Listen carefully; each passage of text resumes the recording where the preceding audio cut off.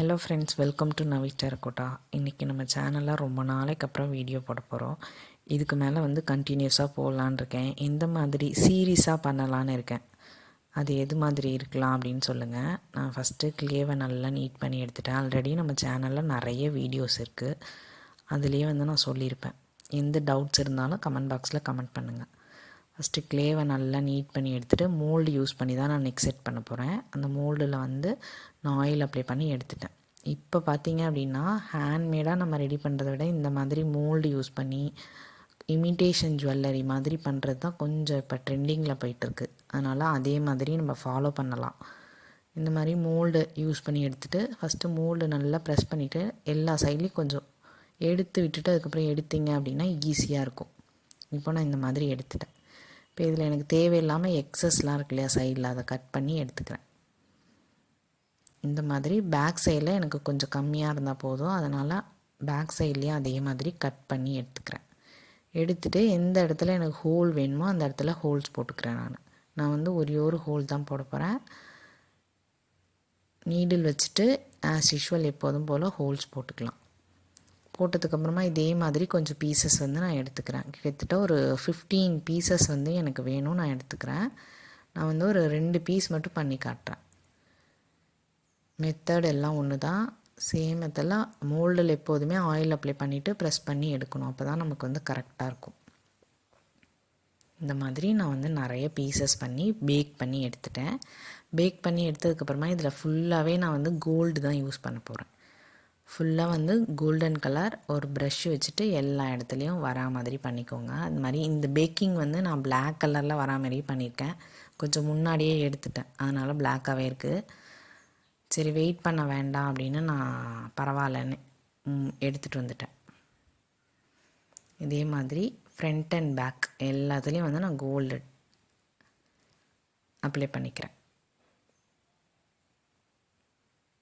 இது flat ப்ரஷ்ஷே use பண்ணியிருக்கேன். ஏன்னா எல்லா இடமுமே கோல்டுங்கிறதுனால ஃப்ளாட்டே அப்ளை பண்ணி யூஸ் பண்ணிக்கிறேன்.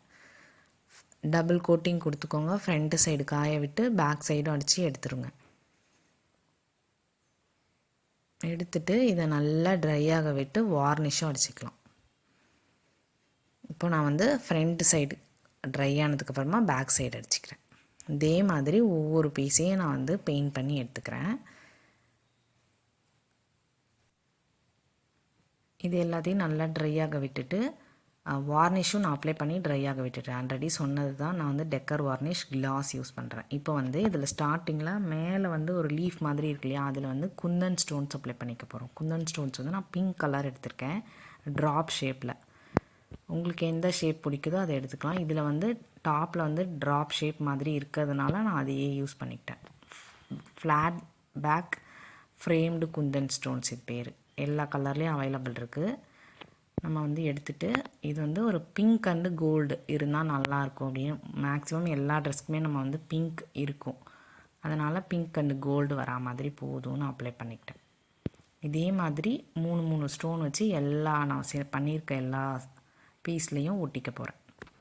வார்னிஷ் அடிச்சுட்டு ட்ரையாக விட்டு அதுக்கப்புறமா இந்த மாதிரி ஸ்டோன்ஸ் ஒட்டினோன்னா நமக்கு கரெக்டாக இருக்கும். ஏன்னா ஸ்டோன்ஸ் ஒட்டிட்டு வார்னிஷ் அடித்தோம் அப்படின்னா அந்தளவுக்கு நமக்கு கரெக்டாக இருக்காது.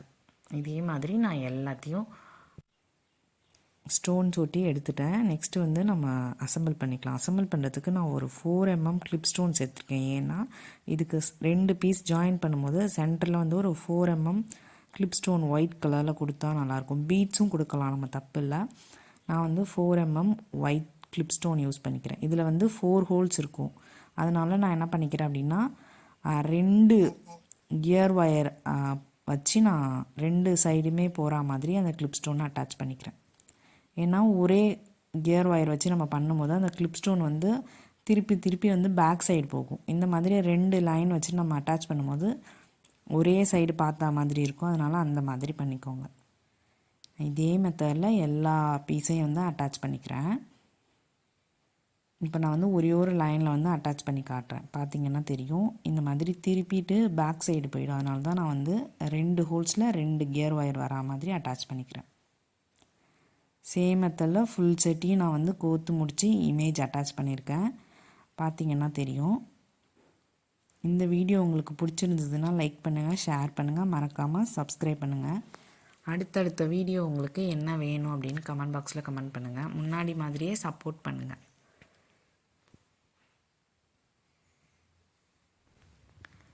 இந்த செட்டை வந்து ஃபுல்லாக ஃபினிஷ் பண்ணி முடிச்சதுக்கப்புறமா 2 பீஸில் வந்து ஸ்டட்டுக்கு அட்டாச் பண்ணியிருக்கேன். ஸ்டட் போஸ்ட் வச்சு நான் ஒட்டி அட்டாச் பண்ணிட்டேன். இதெல்லாம் நம்ம ஆல்ரெடி வீடியோவில் இருக்கிறதுனால நான் டைரெக்டாக பண்ணி முடிச்சுட்டு இமேஜ் மட்டும் அட்டாச் பண்ணியிருக்கேன். இந்த வீடியோ உங்களுக்கு பிடிச்சிருந்ததுன்னா மறக்காமல் சப்ஸ்கிரைப் பண்ணுங்கள். தேங்க்யூ ஃபார் வாட்சிங்.